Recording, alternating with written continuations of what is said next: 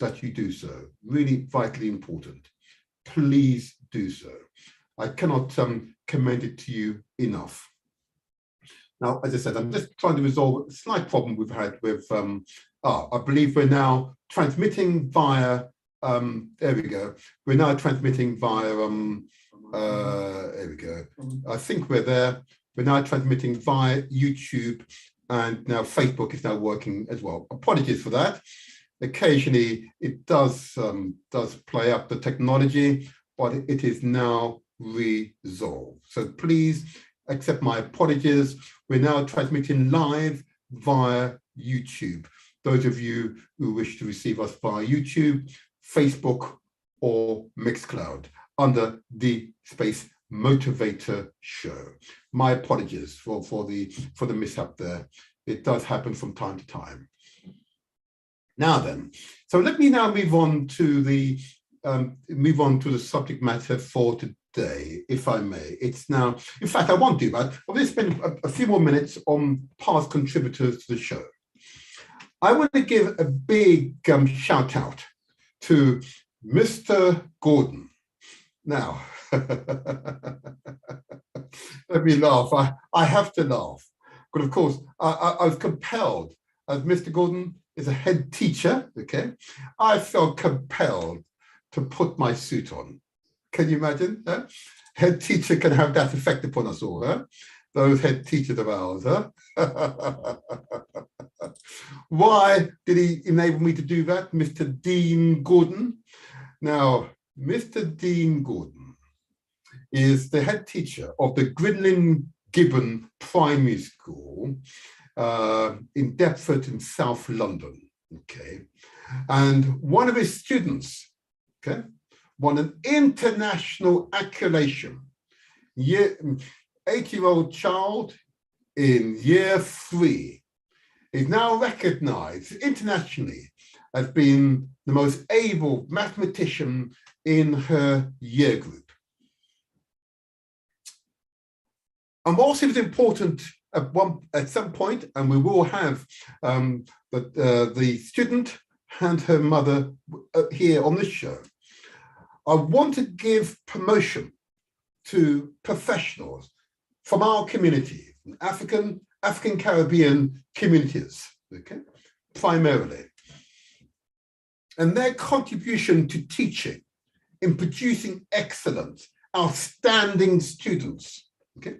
Myself, being a latter-day school governor, applaud the many practitioners, teachers from our communities whose significant contribution to teaching generally is not recognized. But I wanted to make sure this head teacher is recognized, yeah? Man of Jamaican heritage, yeah? African Jamaican heritage, a proud man, a visionary man, yeah? A natural leader, and he spoke with such authority on teaching at the time. So if you've not watched that particular episode of this show, that episode went out on the 14th of May. If you go to YouTube, go to Facebook, or indeed go to Mixcloud, you'll see a copy of the show. You can view it at your leisure. But I commend to you Mr. Dean Gordon, head teacher of the, let's get it right, of the Grinling Gibbon Primary School, the Grinling Gibbon Primary School, an interesting name, eh? Grinling Gibbon Primary School in Deptford in South London. Well done, sir. Well done, sir. And I look forward, sir, to Michelle and her mother to appear on this show, on the Motivator Show, so we can also recognize her and her achievements. Sir, thank you for all what you have achieved and all which I know, we know, you will achieve for our children in the future. Thank you very much. Thank you very much. So again, just to reiterate, we are now successfully transmitting via YouTube, Facebook, and Mixcloud. That is a slight technical problem, and I'm grateful for all those who made me aware of that. Thank you very much. So I want to now move to the subject for today's program. It is really important, this particular program, and I'm now going to press the other record facility I have on here. There we go. Let's get this recording going. There we go. There you go. This part of the show, I definitely want to make sure is recorded because it's going to be vital for us, vital for me to capture this recording. Those of you who know, but this is, of course, the Motivator Show, where we translate our words into action. And I'm here to remind you that success is ours for the taking. Okay, my guest is someone who's taken on board the purpose of this show, and we will have the very first Black MP for Birmingham on this show shortly. Hopefully, with all the gremlins that are still around us, there won't be too many gremlins. But anyway, why is she here today? Because I want to reiterate, the Motivator Show, where we translate our words into actions, and success is ours for the taking. Why do I keep emphasizing this? Because success is very much a mindset, a belief in oneself. Yeah, and that belief you transmit to other people to have confidence in yourself. Yes, there is lots of opposition to that mindset taking ferment, its roots deepening in our community. And our previous show on the police and their behavior, particularly in relation to our children. And I want to give a big head up to Lee Jasper, okay? I want to give a big head up to Lee Jasper on that show we did only a few weeks ago, okay? Because his work is important. Chair of the Alliance for Police Accountability, working alongside Code 7, which of course is promoting the Lambeth Schools Patrol.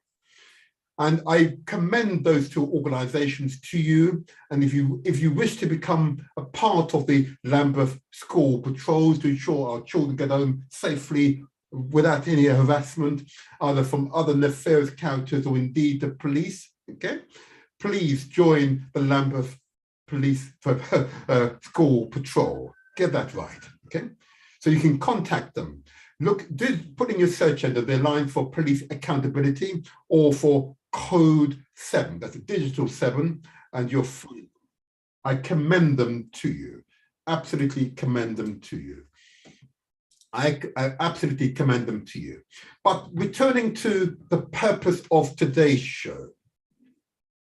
So today's show is important because, again, I'll just remind the audience that I'm indeed, not only am I the motivator who translates words into action, I'm also an elected councillor, a proud Labour councillor, okay? And I'm therefore extremely proud when I see members of my community become MPs up and down the country. And I'm particularly proud that we will be joined today by Birmingham's first Black MP. And forgive my, I'm just going to blow my nose, all right? Birmingham's first Black MP. Her name is Paulette Hamilton.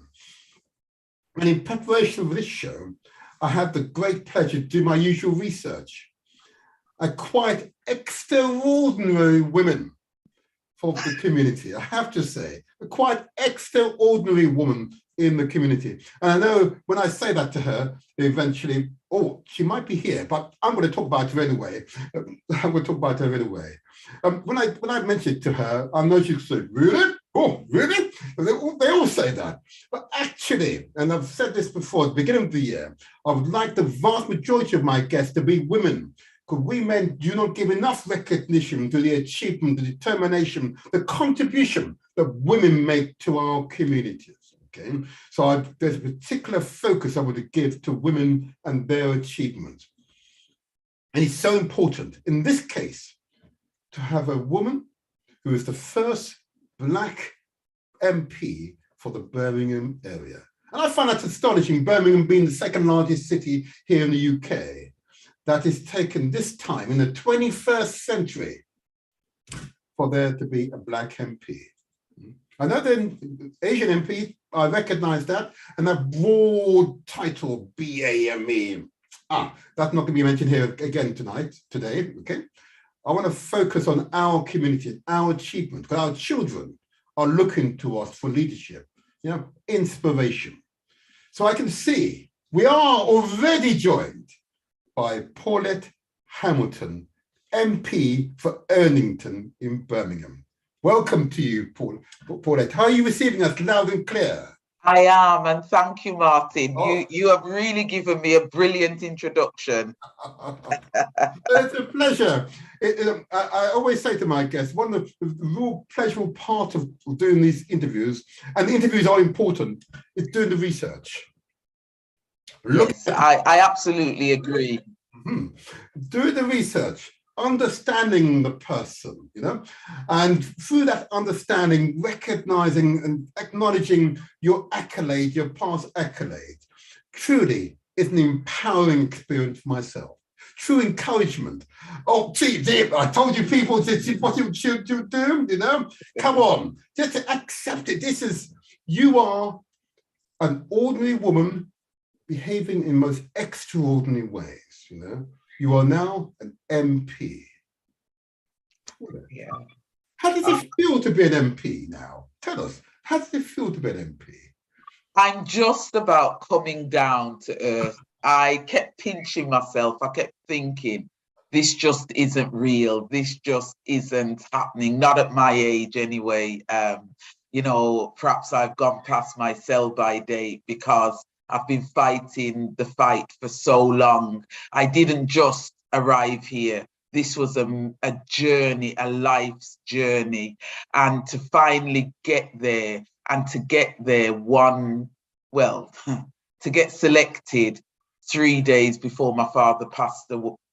Well, I got selected on the Wednesday and my father passed away on the Saturday. So not to have him there when he saw how hard I've worked with my husband, the children, throughout my life, all my life, the feelings have been very high and very low, but it has been extraordinary. And it has been an humbling experience. Sitting on those green benches, do not underestimate it. It is absolutely phenomenal. Thank you, Paulette. It is tremendous, and you and I are in course in the same age group. I tell you. So we're not old then, Martin. We are not old. You said them.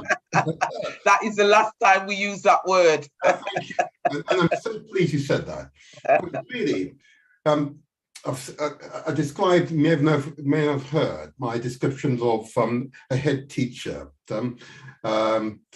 who's one of his students, head teacher from Jamaica, okay, head teacher of a school in South London, whose student of Caribbean heritage, okay, is now the internationally recognized mathematician for age 8 children, which is, I believe, from level 3, okay?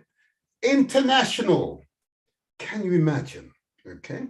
A Jamaican head teacher with a Caribbean student who is now recognized internationally at age 8 to be a mathematician extraordinary. Brilliant. And most importantly, you know what she said as she did it? I didn't do anything different. I just, did my homework and did my studies, and it was just matter of fact. It was just, she took it in her stride. And that means that the leadership of that school has raised the bar so high without burdening the children, and has set the heights at a level that internationally recognized that our children can flourish. Often, as you know, the expectations, even as we get older, Paulette, it's just too low for ourselves. There's a belief either we cannot do it, or the barriers are so intense, or the glass or perverse barriers are so intense that we'll never get through them. You start off by saying, at my age. Yeah, and it's not that I'm old, you know, but it's not that I'm old. It's just that I've been fighting for so long. And if you have looked at my history, I shouldn't still be in politics, much less be an MP. No, you know. Hold on. Let's get into that. But I want to go. We've got time will fly by. But I really want the audience to better understand you. Because you said again, you shouldn't be in politics. You know, I could have said that about myself as well. You know, I was elected in 2006. So yeah, I hear you. And I was a latter-day school governor, and that's why I hear those words. I'm going to ask this question of you first of all. Why do you think you should not have been in politics, and why are you now in politics? This is really important, because there are thousands of the people listening to you who would have said that about themselves in different careers. You tell us why you initially believed you shouldn't be in politics, and why are you now in politics? I was a nurse, Martin, a very proud nurse, doing really well in nursing. And in a period of about 2 months, 3 people said to me, you should be in politics, because I was always advocating for nurses, especially overseas nurses, when I worked in the Royal College of Nursing. And 3 people mentioned it to me in a small space of time. And it was always an aspiration of mine that one day I would get into politics, but never thought I could do it. But then I applied to become a local politician and got elected, which was awesome in itself. But then from the day I got elected, people were plotting to try and get rid of me. And so my first election that I planned to stay in politics for 3 years, then to apply for a promotion in the health service as a director. That was the plan. When people tried to get rid of me out of politics, I then dug in. Yep. And I then got through the first lot of selections after 3 years. They tried again. Yep. And I dug in again. And I had to then make a decision. Do I carry on trying to split myself, or do I focus on a political career? I decided to focus on a political career, but they tried again. Absolutely. And this time they deselected me by 2 votes. And when they deselected me, there was outcry in Birmingham amongst the different communities. And what shocked me was the level of outcry amongst the Asian community. The Black community were phenomenal, but it was the Asian community and the white community. So the Labour Party then said, what we will do, they held an inquiry, they said, we will rerun the selection, but if you don't get through, you're out of politics. This time, I overwhelmingly won that selection. At that point, I was given a cabinet position. Being given that cabinet position enabled me to get the profile that the health service knew. They knew my abilities, but politically, I kept being told I wasn't good enough. That's why I say what I say. Then as I developed with my portfolio, I started being recognized nationally for the work I had been doing, not necessarily locally, but nationally. But then COVID hit. And what I then did, forget about politics, my heart kicked in. And I was just so angry at so many different things that were happening. I started to challenge the government. And people started to recognize me, even amongst government ministers, and they would, respond to me. I started having meetings with different people from the Labour Party, plus ministers would respond to what I was saying.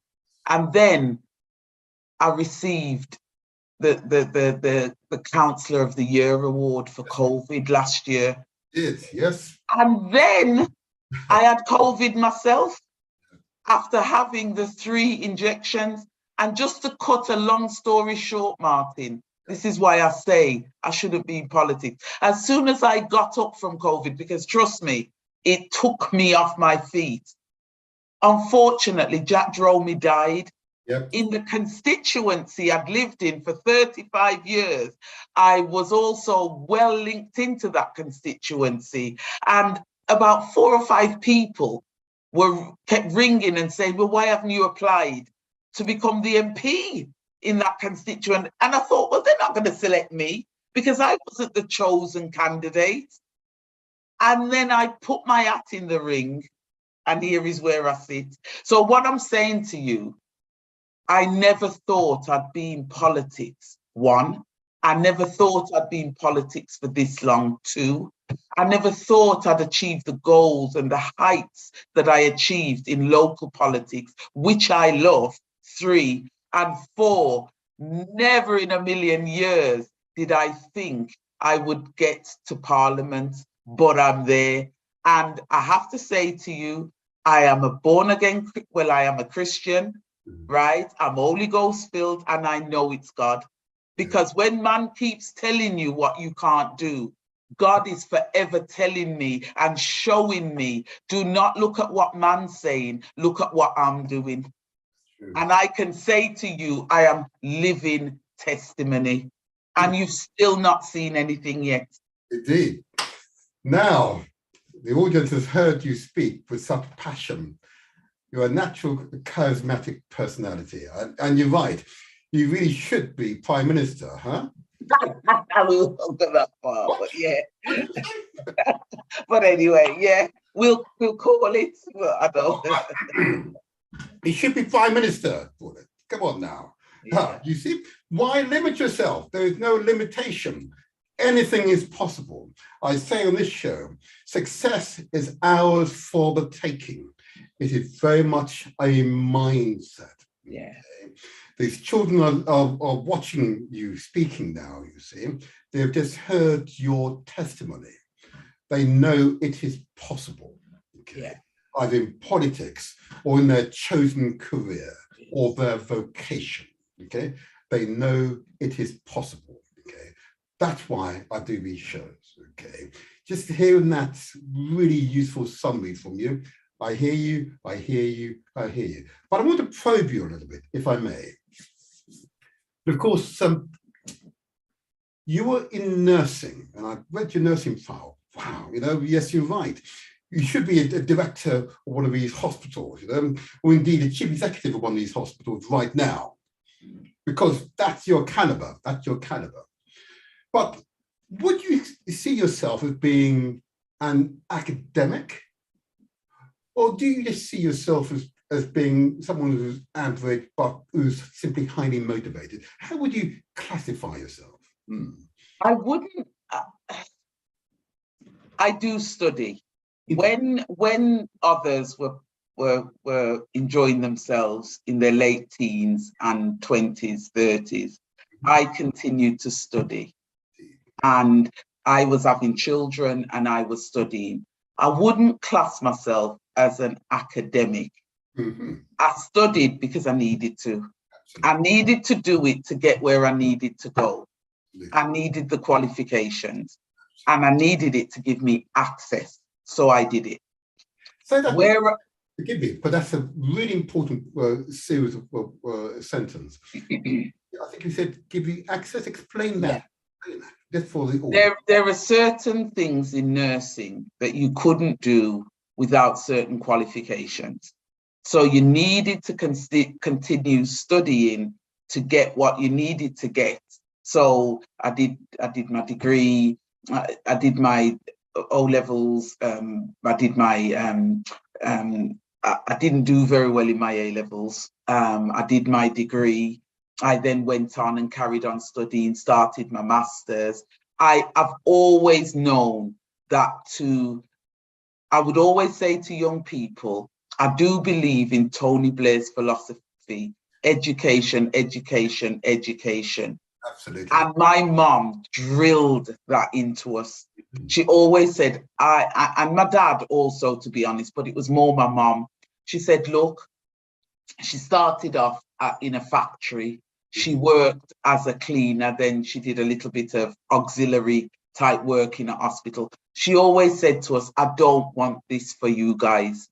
And the way to get out of this is to get yourself an education. So when I had the children very young, Martin, I had them back to back, but I still knew I needed to study. So what I did was, and I still do it now from when I was at school, I would go to bed with the children early and I would wake up at 3 o'clock in the morning. So Martin, the next time you wake up at 3 o'clock, 3:05, I always wake up, but as clockwork, 7 minutes past 3. You get more done in those early hours than any other time of the day. And people say to me, why are you up so early? I have done that since I was at school. And it's my pattern. So you say to me, am I motivated or am I an academic? I'm motivated. I know what I want.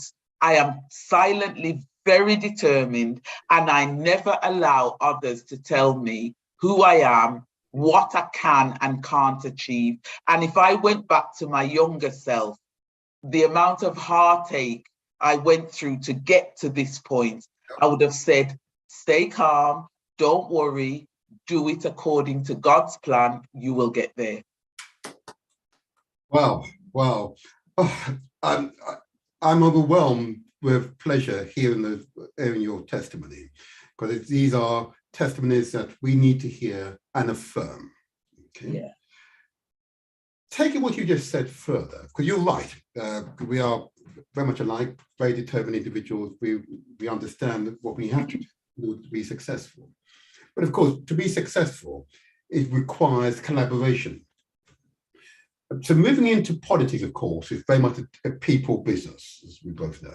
Okay, and you mentioned affinity with other communities. Okay, absolutely. So explain how you develop those relationships with the communities. I'm going to refer specifically to Erdington. Okay, but just tell us about the communities there and how you've networked those communities in order that you are recognised as being the local leader.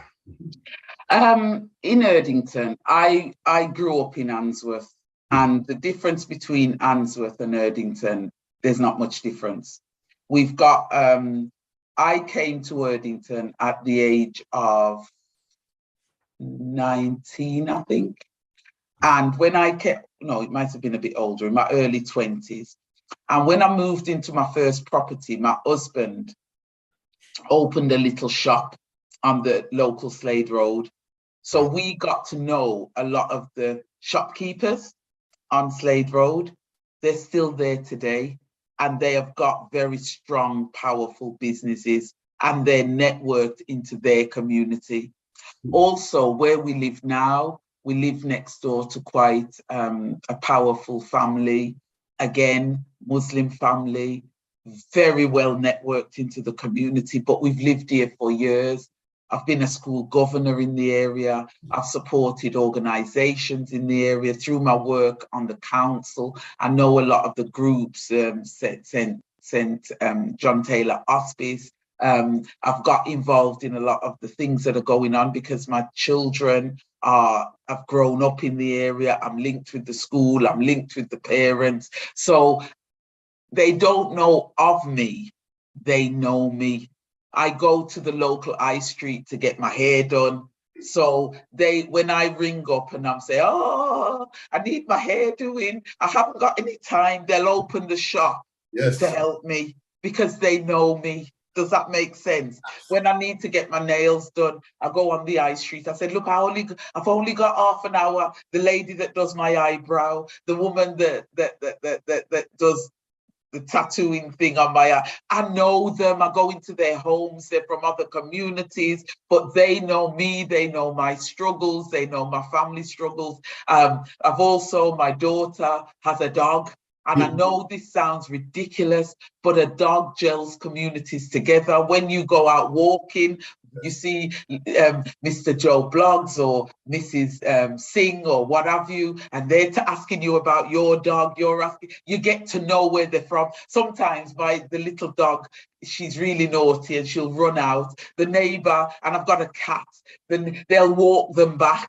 and they'll say, Paulette, they've got out through the back door. So I'm on Neighbour Next Door, which I get involved with also. I am just that type of person. When the cat went missing, I went round the whole block putting up little papers, knocking on every door. Every neighbour was looking out in their garden and what have you. The cat came back. I went round every house to tell them the cat had... You understand what I mean? I do. I'm not just a person that develops political relationships. I develop friendships. So when they have weddings, when they have christenings, when their children, like at the beginning of COVID, my next door neighbour, her husband died. We were crying on the street together. I was crying with her children together. I felt it. I felt it the way her family felt it, because I had known this man for nearly 20 years. And I had seen him go into the ambulance. And I just couldn't believe he'd gone. And I know when his daughter would come in, and his wife, and they would come in and they would have a cup of tea with me. And his daughter would sit on the settee and we would talk about something or nothing. They've watched my children go from me pushing pushchairs to me now becoming a grandmother. Yes. Do you understand? They've watched my journey. So when I said to them, I want to stand as a local MP, they gathered the whole community together to support me. That wasn't the Black community, because that was a given. They sort of, we got you, Paulette, we got you. But other communities were gathering people to say, we need to come behind this woman. So it's the relationships that you build up that then pay back. And it's the little things that you do. If there's a community that needs help, I'm the sort of person, if someone's in a queue in a supermarket, they're buying something and they're struggling, I will give them the extra money to make it up. If I see something happening that I'm not happy with, I will support it. As they would say, I will give, because I'm giving to my neighbour. I love him to bits. He's an elderly gentleman. They flatly refused to sort the fence out for him, and he kept complaining. I wrote to them, and to cut a long story short, I said to my husband, the fence is affecting us as well. Let's just get it done. And we sorted, and he was so grateful. Paulette, you've highlighted how we, members of our community, can be leaders. But there is an issue, of course, that arises, and I've got to use that word, ethnic bias, or common parlance is racism. Okay.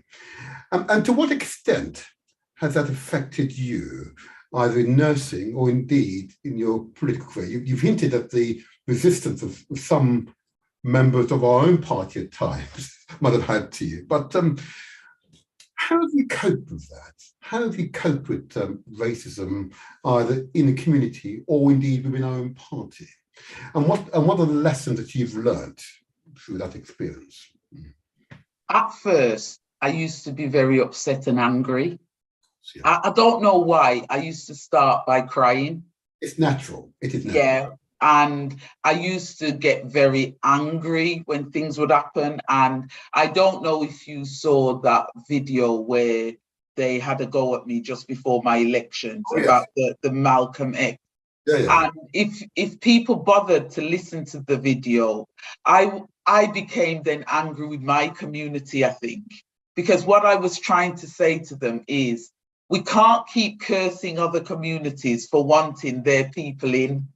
We have to also become motivated to want to join parties, to want to work for parties, to want to engage in the issues. Absolutely. And we can't just keep sitting on the side and hoping that it will just fall in our lap, because it won't.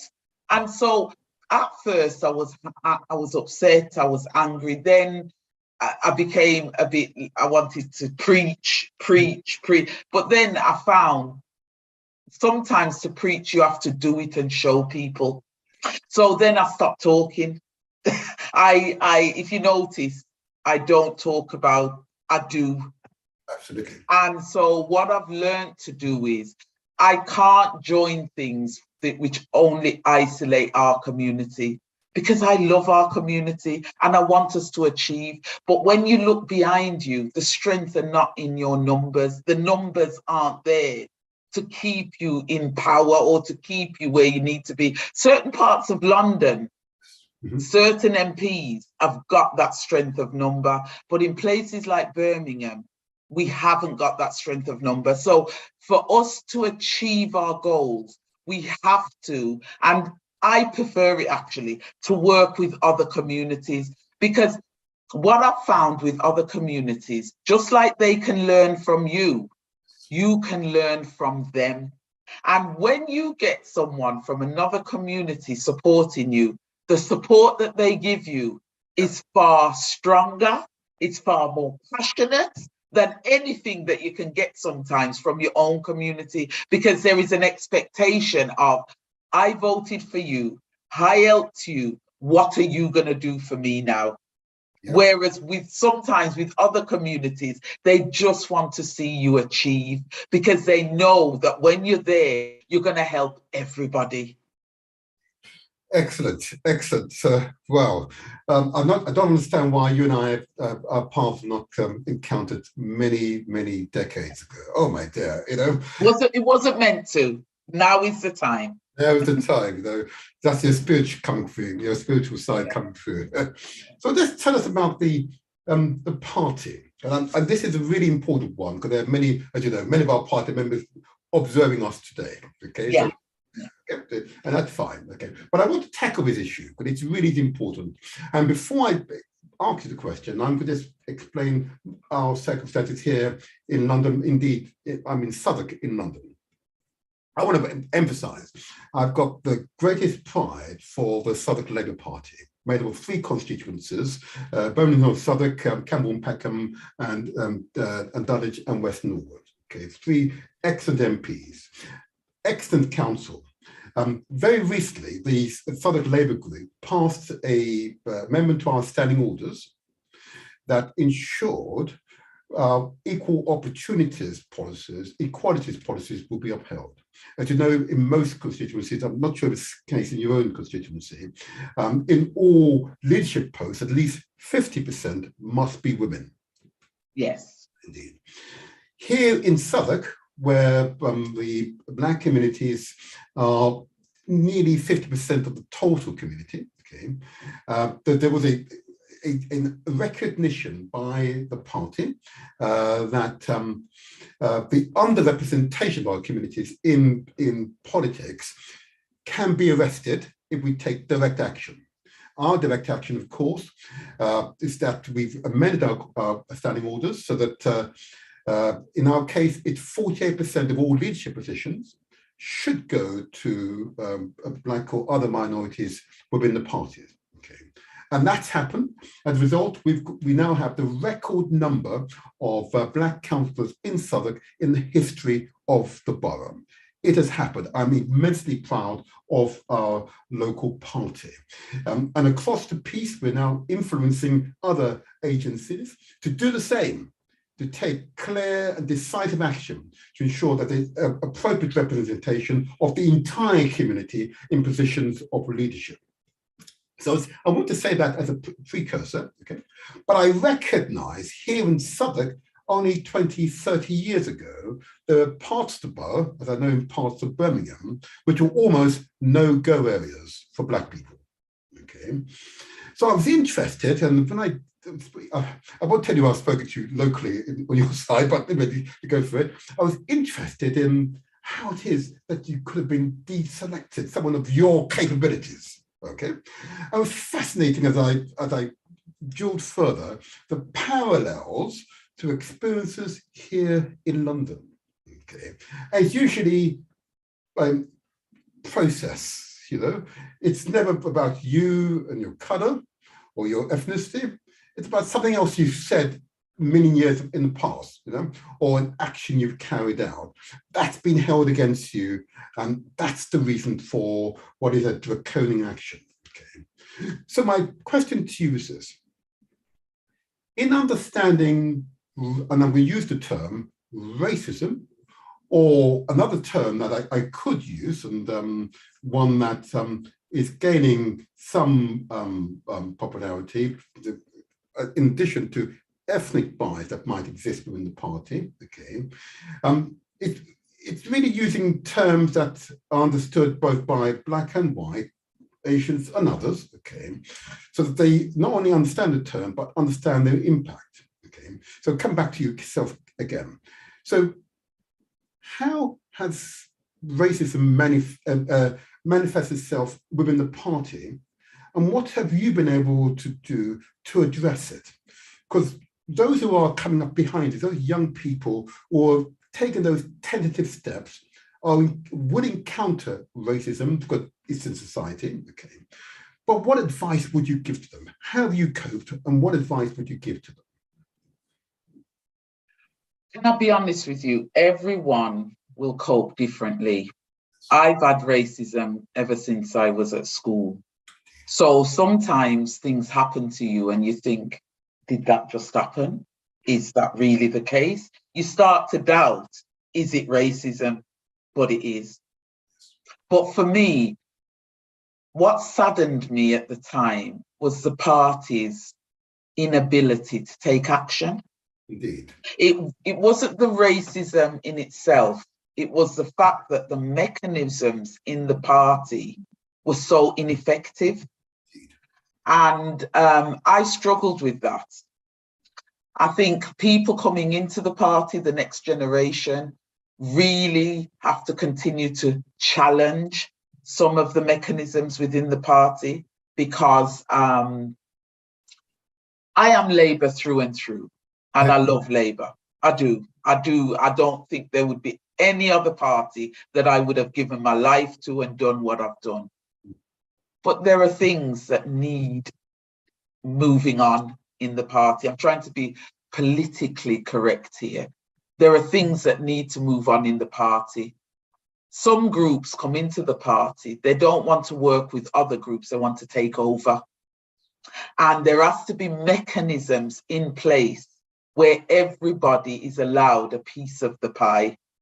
And I find even amongst communities, sometimes you get a level of prejudice that is unbelievable. And it's the level of inaction from the party that used to upset me. Now I'm a little bit older, I'm a little bit wiser, and I've learned now that you've got to get the numbers behind you. You have got to get if you want to get change, you cannot be talking as a lone voice in the wilderness. They have to see that if you're saying something, it's an important issue, and for them to act on that change. So over the years, I've learned sometimes God gives us 2 eyes, 2 ears, 2 nostrils, but 1 mouth. Be very strategic when you open this mouth, because and I'm not going to speak for any other race, as Black people, sometimes we open our mouth too quickly. And what we do is we strategically, without thinking, let out our plan. Right. That's right. And then there are others there that block that plan. That's right. Yep. And so for me, it's thinking differently. It's thinking above the crowd mentality and it's looking at how can you get positions on the NEC, how can you get positions in your local LGCs, how can you get positions where you can actually affect change dripping down, because change can happen. Absolutely. Say it again, Paulette. Say it again. Change can happen. Go on. It can, but you have to be very strategic how you do it, because there are some very good people in this party that want the best for this party, right? And the thing is, they want what we want as communities, but it's how we can get there together without causing all-out war. In Southwark, you were able to do that because you had got a 50-50 split. In a place like Birmingham, if you look at the head of Birmingham, the MPs are absolutely mixed now, but it's taken years for a Black MP to get there. But we have a Sikh MP now, female. We've got a Muslim MP, and we've got 2 Muslim men, and we've got white men. We've got a good mix, and we've also got a white woman. So we've got a good mix of MPs in this area, but it has taken years. And to be honest, I think the party have been very bold. When it came to selecting me, they only put 2 Black candidates on the shortlist. Right. Wow. They didn't even, and I'm not saying that was done on purpose, but that helped to have so whether it was me or the other candidate, it would have been, if we won the election, a Black person, which for me was positive. Absolutely. So sometimes we curse the leadership, but they are trying to find ways to make change without causing all-out war.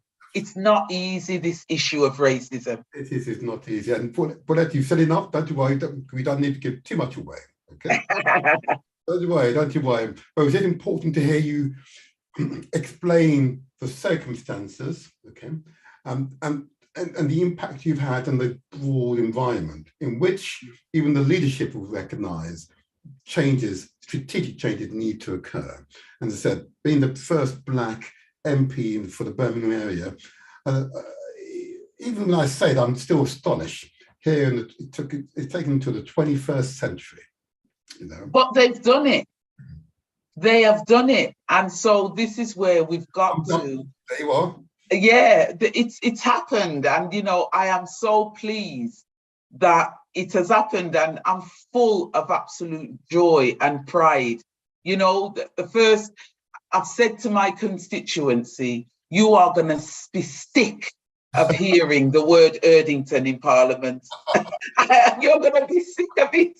Erdington, Kingstanding, Castlevale, you are going to be sick of it. I've got 7 wards in my constituency, but it doesn't mean I won't be pushing the issues that come about with the African and Caribbean community, with the Muslim community, issues specifically relating to the white community. It doesn't mean I won't be pushing other issues, because I'm very interested in mental health. If you've read my history, it is something I'm absolutely passionate about. Menopause and things around the menopause, again, passionate. Food insecurity, absolutely passionate about that also. Anything to do with health and well-being, it's my bag. It is just my thing. As I've said, although I am going to be absolutely pushing the issues of Erdington, Kingstanding, Castlevale, Perry Common, I am going to be pushing the issues of my constituency. There are things I am really, really passionate about.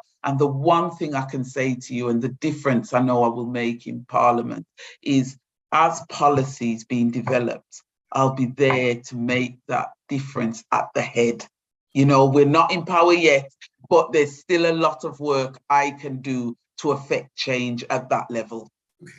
So if there are many listening to this and they are not members of the party, okay, why should members from our community join the party? I haven't officially opened up the lines, but I will take this call. Anyway. Thanks. I haven't officially opened up the lines. Can I ask the person just to turn off your background noise to make sure? Who's calling, please? Yes, greetings, Mr. Motivator. Roy Watson from the Global African Congress. Welcome to you. Just one moment there. Let me just get something here. Another one of my devices alerted me to enough of that. There we go. How are you, sir? How are you, sir? Not too bad. Good to hear our sister on there. I just want to answer a question, if I may. Before you begin, can I just ask you just say who you are, and you said where you're from, just so that Paulette knows who you are. Yes, greetings, Paulette. My name is Glenroy Watson. I'm a trade unionist on London Transport, but I'm also the secretary of the Global African Congress, a reparation organization that was born out of the Conference of Africans in Barbados. Many of us who went to the UN World Conference Against Racism, where reparation was achieved as an international requirement because it's now a human rights issue. It's actually a crime against humanity, and therefore we campaign until we receive justification. I want to ask a question. I mean, go ahead, yeah. The issue of reparation is obviously very much on the agenda, but I wonder if, we're just recently honored one of our ancestors, Elder Huey Andrews, and I don't know if you know the history of Huey Andrews. He was an activist in Vauxhall and has been there for many, many years. But the issue that I want to raise with you is that we had a leader or should I say there was a leader in the Labour Party called Neil Kinnock.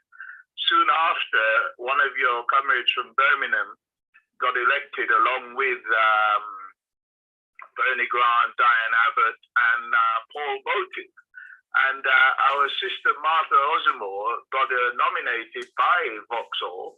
And Neil Kinnock said that we have too many, or we have enough, I should say, that's what his direct quote, we have enough black MPs in the House of Commons, and promptly deselected Martha in favour of Kate Hoey, who, as you know, remained there in a safe Labour seat for many, many years. You yourself were deselected. I just wonder if you think current leadership in the Labour Party, are they likely to take that kind of action that Neil Kinnock took? Okay. Well, I have to say, before it answers, she's now the MP for Erdington. Okay. No, but I don't mean about her issues. I mean about other black MPs or black candidates within the party. Okay. I'm just thinking that as you started on the issue about racism, you started on the issue about the Ford report. I hope that's what we're talking about.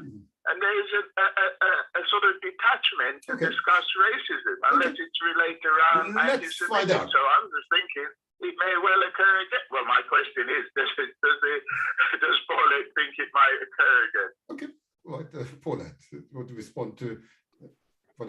That's a very interesting question. I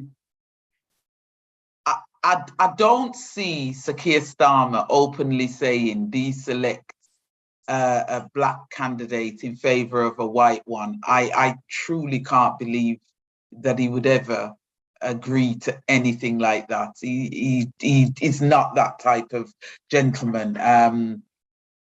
I think within the Labour Party you could see it, but I think it could happen through infighting locally, more so than leadership direction, if I'm being absolutely honest.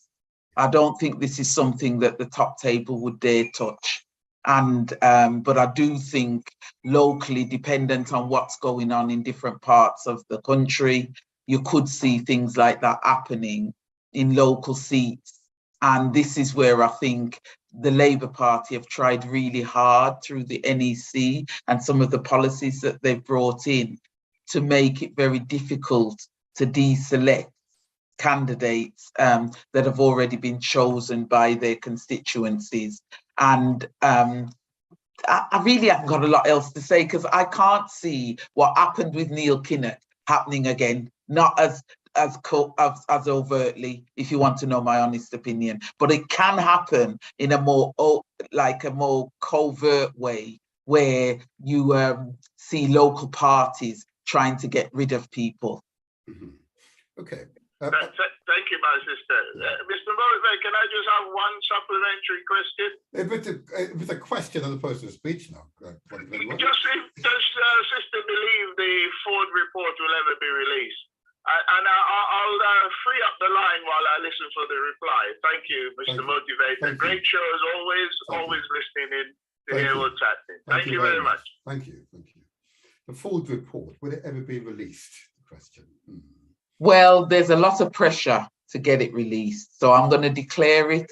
They will have to release it. It may not be today, it may not be tomorrow, but that report will get released because there is a lot of pressure to release that report. And the bits of it that I've heard and the issues that Diane Abbott has gone through, people need to know. They need to read these things because we've not had the change as fast as we need the change. But I think the experience of people like my sister Diane Abbott in Parliament, I think we need to hear some of those stories. So to answer the gentleman's question, I believe it will be released. There are some issues why it hasn't been released, but it was something that it was a report that was requested, and I think at some point it will be released. It won't make for pleasant reading, I don't think. I've not read it. I've just heard that there are things in there that are quite difficult to read, but it may be watered down. I don't know, but I think it will be released. Yes. I'm inclined to agree with you.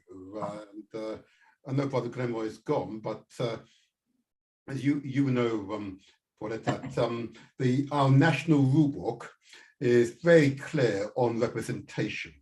At every level within the party, there's an emphasis on that the leadership should reflect the population, the communities that it serves. Okay, at every level, which includes, of course, councillors' levels and officer levels, both at the ward, regional or constituency, or indeed regional level. There's in the national rule book, it's very, very clear. It mentions the leadership should reflect the population it serves.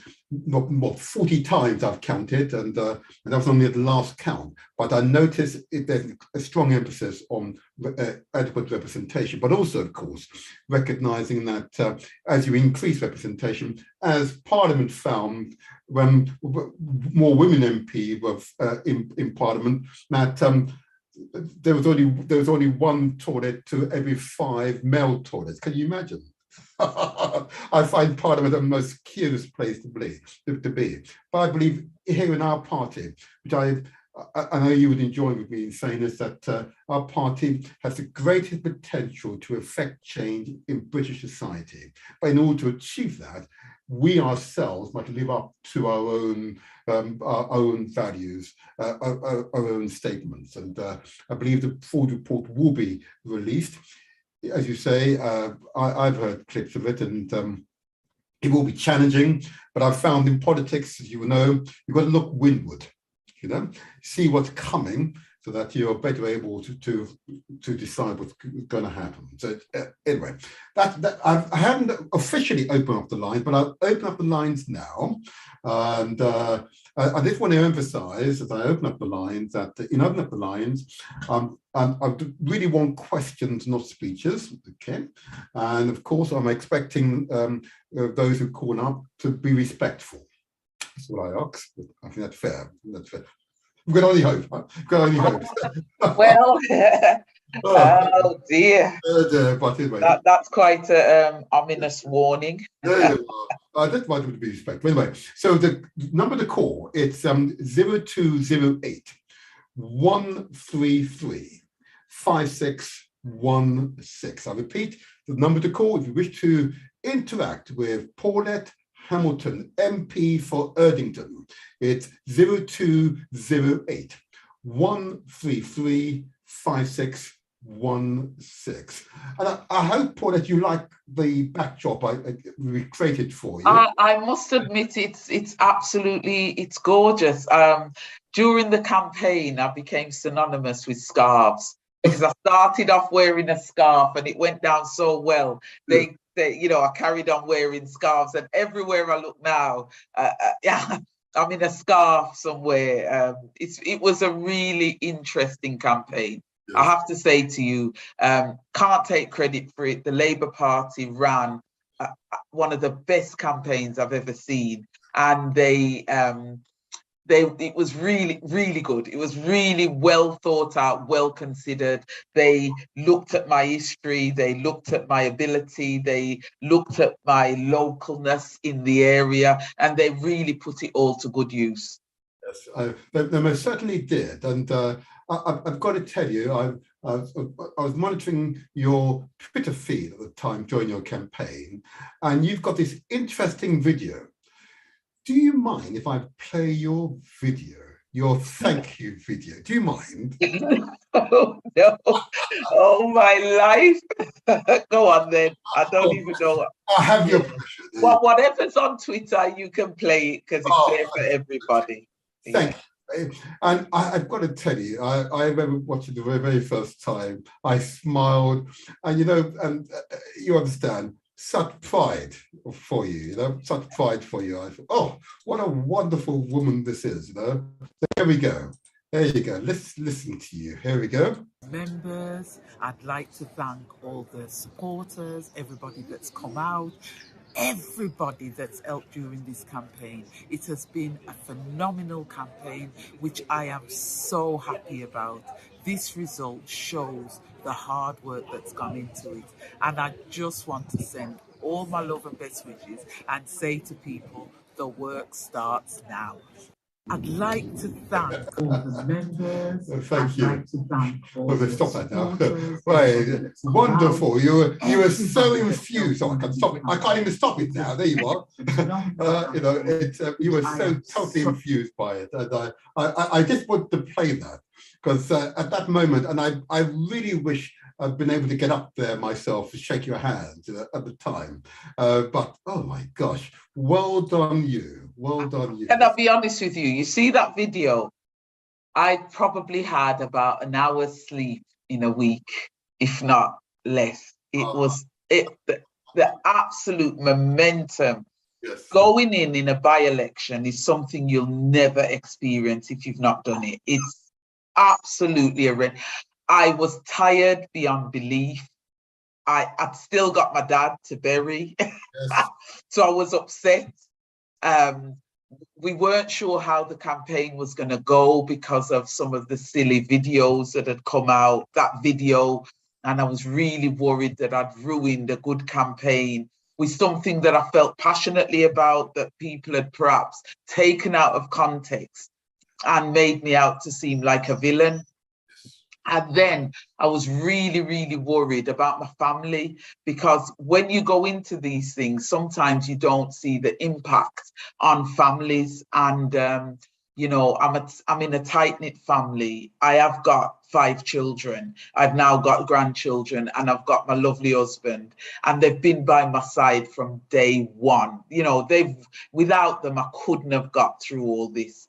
But all of that is what you were seeing in my eyes at that point, because Keir Starmer had come back.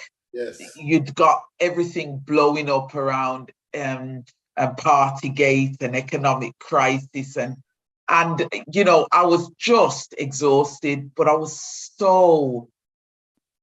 the people that had helped me on election day, if I hadn't have had 500 people come down to help knock doors. We knocked every door in that constituency at least 3 times.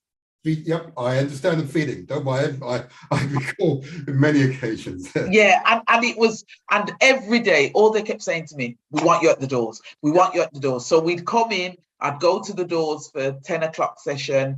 We'd have a 2 o'clock session. In between that, I'd go and visit a school. I'd go and visit a somewhere. Then we'd have the 5 to 6 o'clock session. Sometimes after the session, we would go the house meetings, the this meeting, the that meeting. You weren't getting home till 9, 10, 11 o'clock at night. Then when you got home, I was still a counsellor. So there were things that I had to do there to make sure that was still running smoothly. And then you're back at it in the morning. And it was a time of my life that I will never forget. But I'm so grateful to all those that have knocked every door, that have delivered every leaflet, that have absolutely believed in me. I wouldn't have been here without the level of support we had.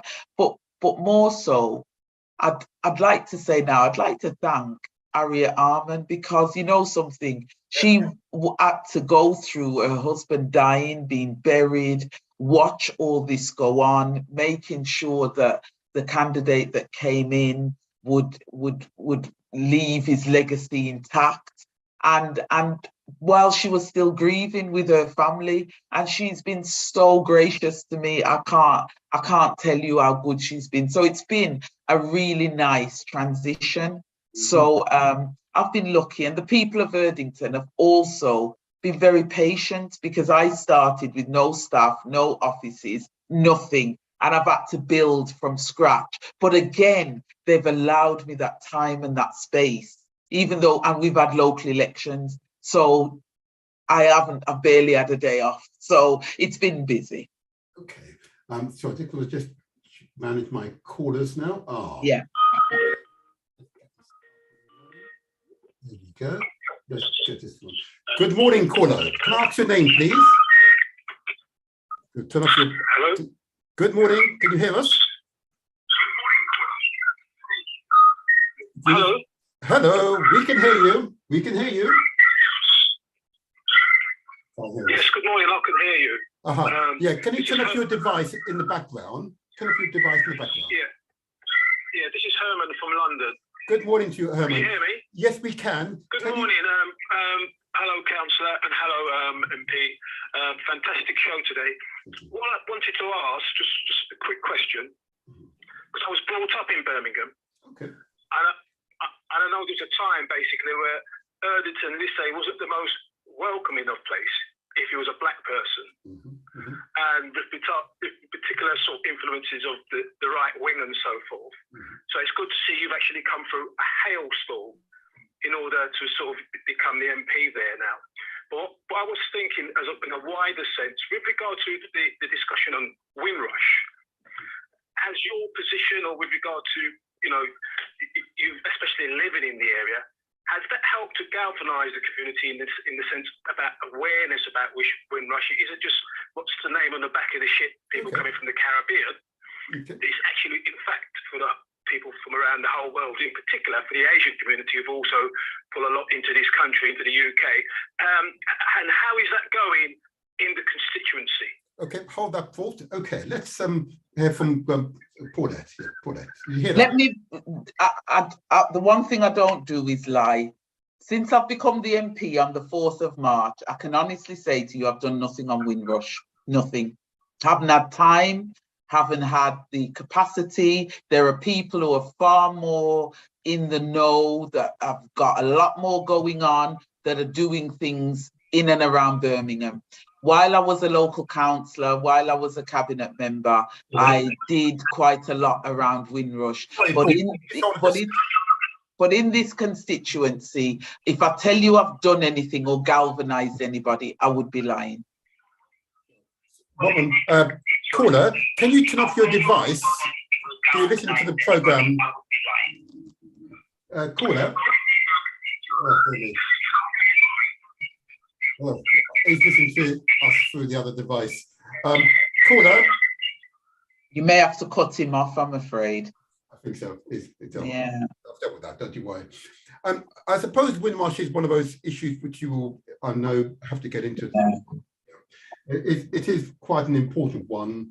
Very important. And it's one I've been involved with through other organisations from day one.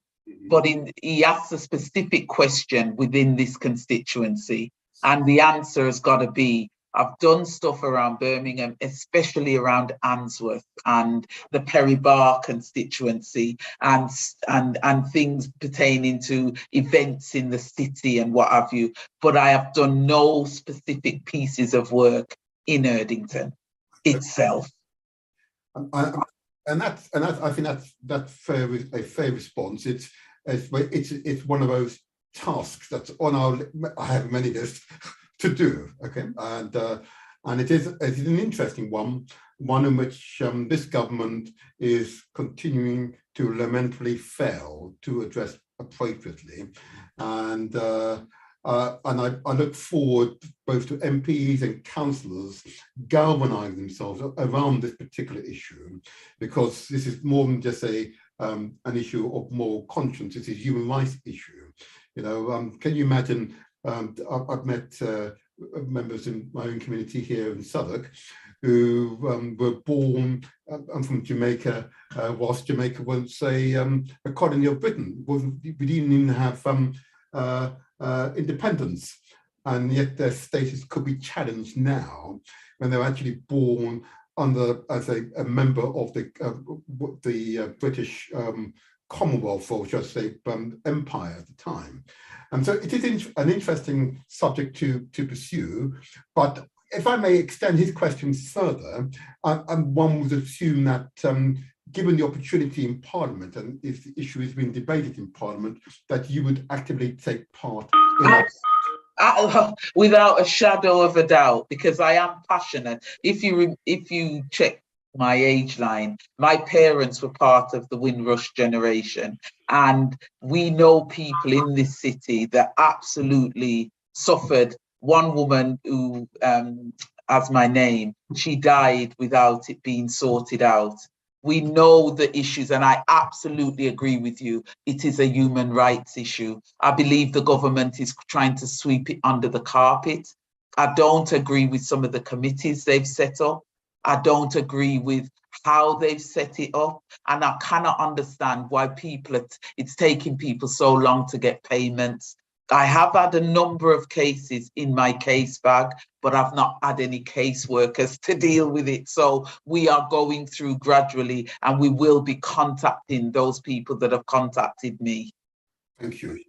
I'm going to put a quick question to you on this, conscious of our time. The last caller, I've had to mute you because you seem to have other digital devices connected to the call, so I'm not going to take that call.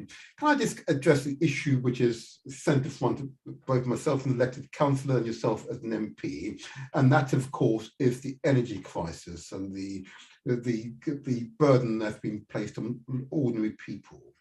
Have you responded in support of your own community, and indeed in Parliament responded to the energy crisis? Are you satisfied with what the Chancellor has done to support families? Are you happy that these hardship payments are sufficient? And what do you think, if you were the Prime Minister, you'd want to do differently? Well, the first thing I would have done differently is done it months ago. Absolutely. Labour has been challenging this and talking about a windfall tax for over 5 months. And the government has told us consistently that they would not do that.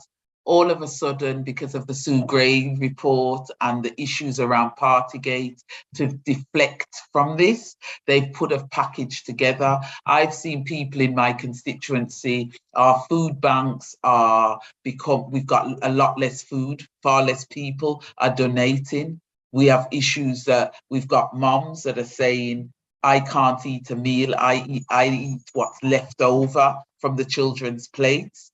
There are people that are cutting their fridges off. They're cutting off their electric supplies. These one-off payments are a start. I won't slam them. But what will happen in October when it goes up again?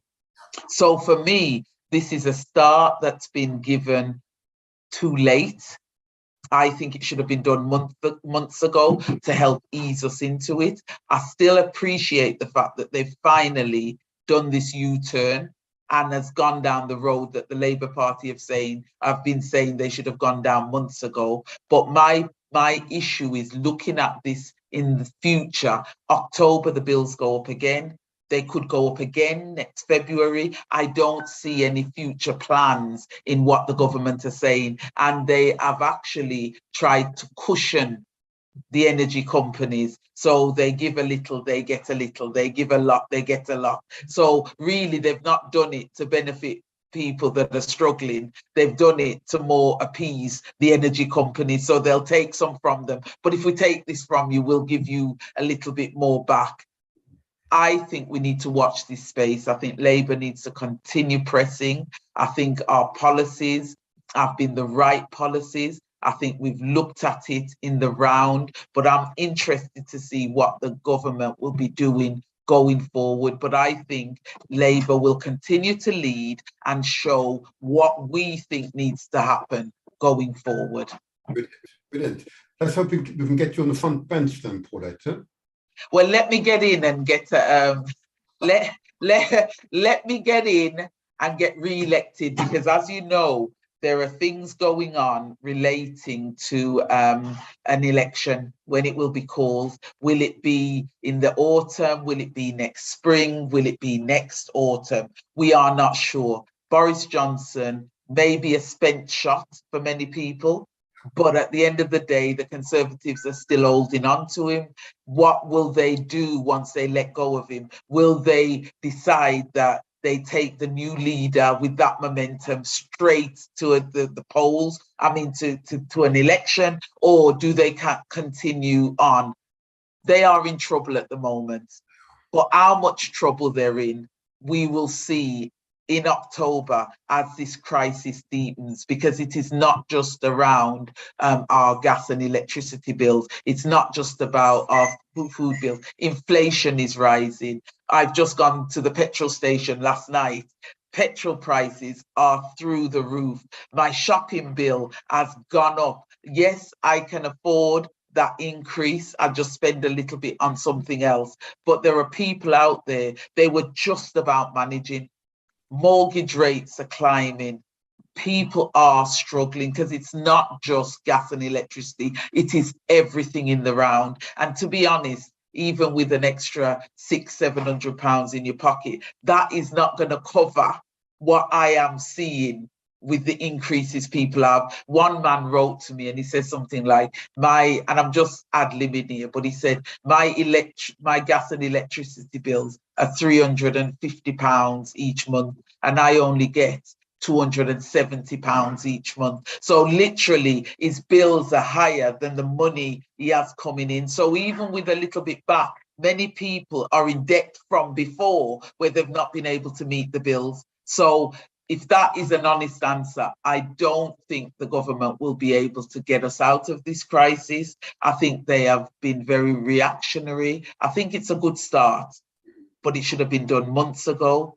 And I think there's a lot more they're going to have to do. And I think they're reluctant. They don't want to do it. It's Partygate that has forced their hand.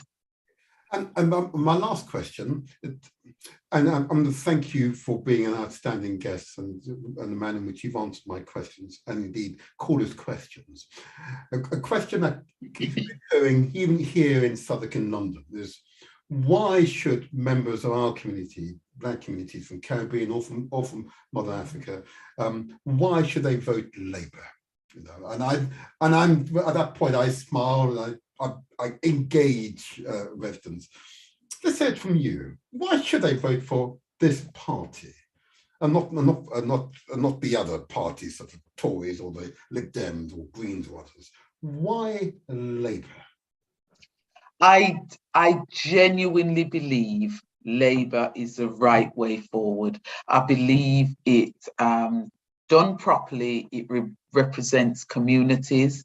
There is a level of equality amongst it being in Labour. I believe Labour, through what the unions and our affiliations with the unions over the years, with the working class, Labour understands what a community needs. I grew up Labour through and through my dad, mum and dad, and my father, God rest his soul, is now dead. He would turn in his grave if that card behind you was blue, you know, because I see the Conservatives as being quite out of touch, not understanding what the working class need, not understanding about people wanting to develop and grow. And it's a thing where the rich gets richer with them, but the poor gets poorer. So with the Conservatives, I see far more of a gulf between the haves and the have-nots. Whereas with Labour, they try very hard to put policies forward that brings those that are down and need to come out, bring them upwards, if I can think of a way to say it. And I just love Labour.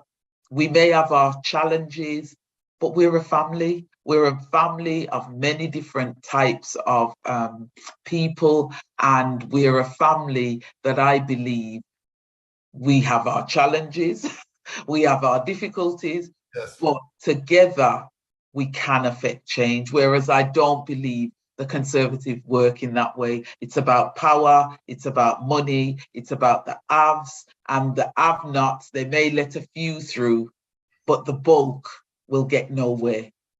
Thank you. Wonderful, wonderful. We need to hear you say, Paulette Hamilton MP for Erdington, Birmingham. Thank you. That was really very insightful.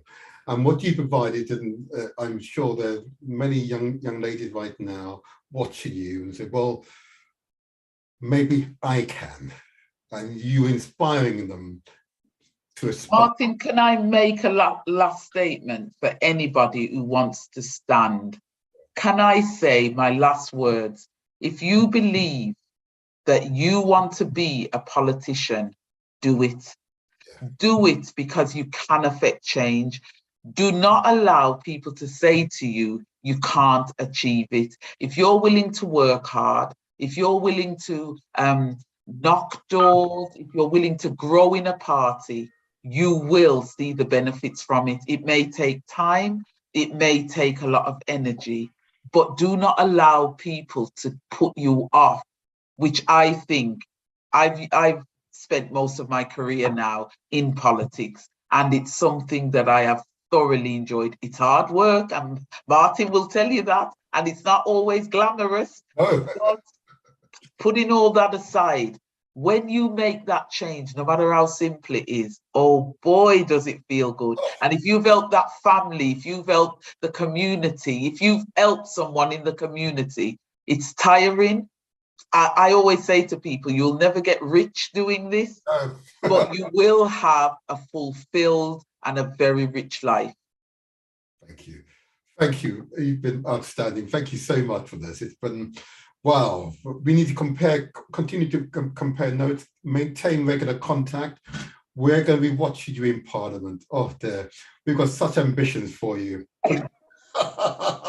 I hope I can fulfill them. I'm sure I will, but I'm 100% confident, okay? 100% confident. And it was really important to have you here in the studio.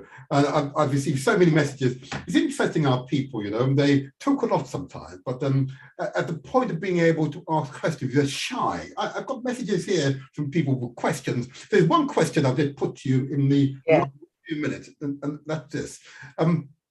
The question here is this: that in your what she said, in your party, are Black people permitted? Use the word permitted to hold positions on the committee that select the candidate, or was your committee all white? In other words, I think they were asking the question: the selection committee. When you went through your interview, was it all white people? Were there any Black persons? No, there were no Black people on my committee, but there were Asian.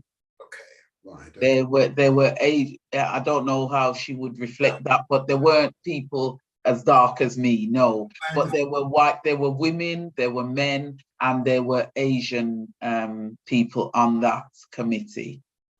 So of course, and I'll say it's. I'm not saying if they were allowed. If you're on the NEC, you are allowed, yeah.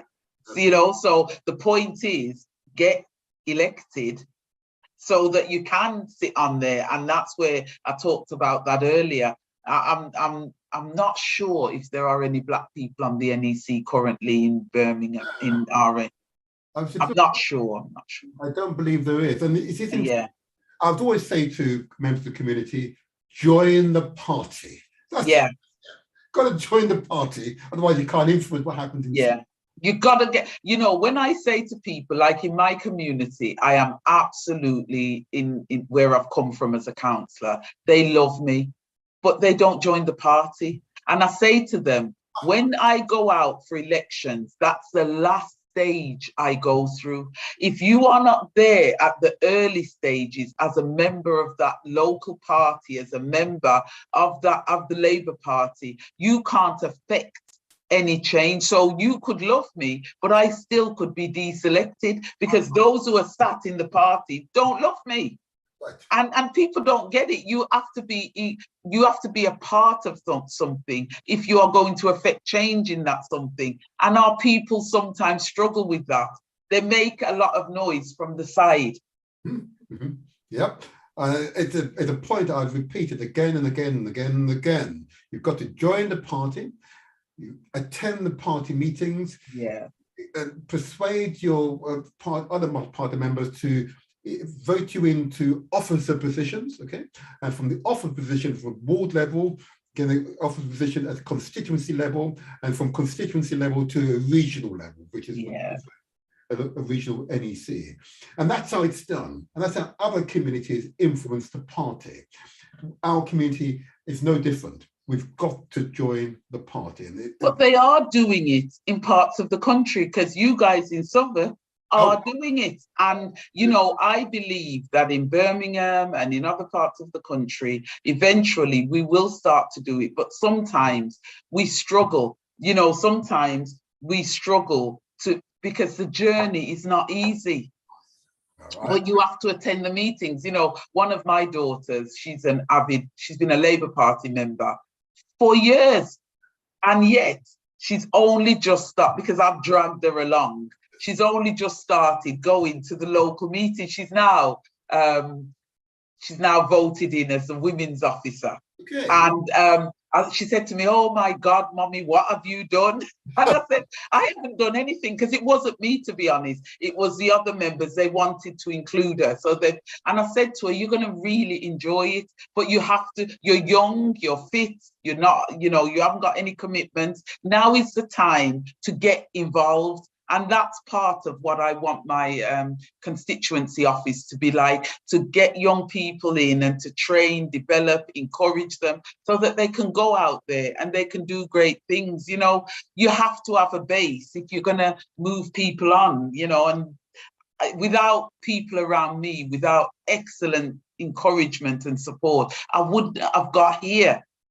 And sometimes do not always believe it's Black people or it's Asian people. Sometimes it's white people that are your rock, because they're saying no, they are so passionate that this needs to happen. So sometimes God sends people in all different guises, colors, whatever, and they are your major champions, you know, to help you to get to that next level. But we have to start to become more active, both, and we're talking about Labour today, but whichever party you affiliate with, you have to go in there with an intention to grow in there. Paulette, let's pause there, but our time is up.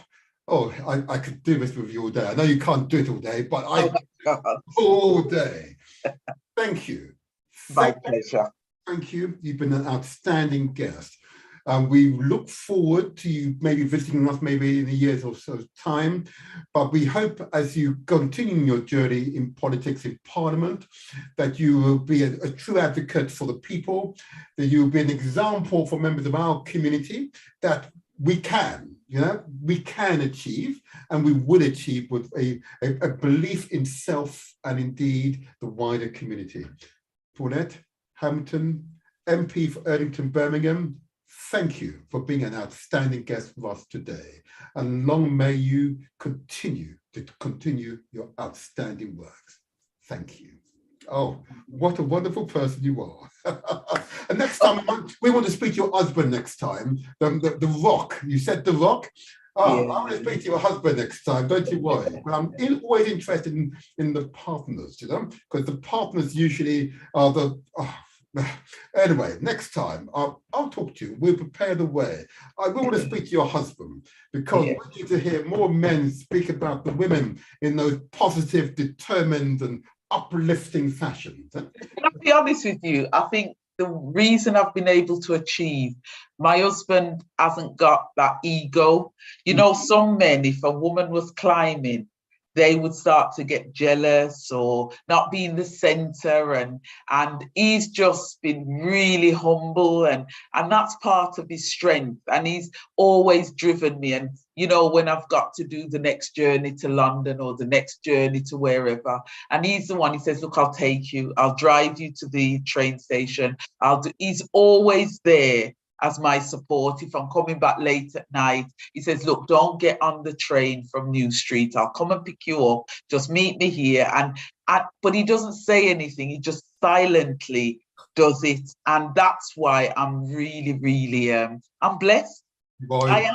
I've said it to you at the beginning. I am blessed. God has put some really, really strong people around me. I've got fantastic sisters. I've got my own children, you know, friends. I've got friends from school, you know, I don't see them and they'll ring me up. What a wonderful show. You know, when I wanted to become an MP, a young lady I worked with in the sickle cell and thalassemia service, she literally sent me a text. She says, you're in my prayer. She said, I've put you in my prayer group.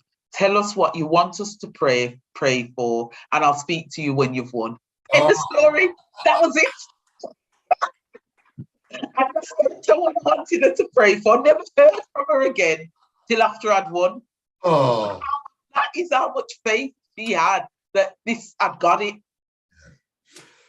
Thank you so much. I've got to go now. Oh God, yeah. You can cut this bit out. Take care. Anyway, you take care. Thank you so much. Yeah. Bye-bye then. Take care. Bye-bye. Bye-bye. Wow. Say to you all, audience, thank you so much for listening. I hope you found that to be a truly inspirational experience. And I'm sorry about the next pilot. I'm sorry I've gone into a time bit, but nevertheless, I hope that was time well spent.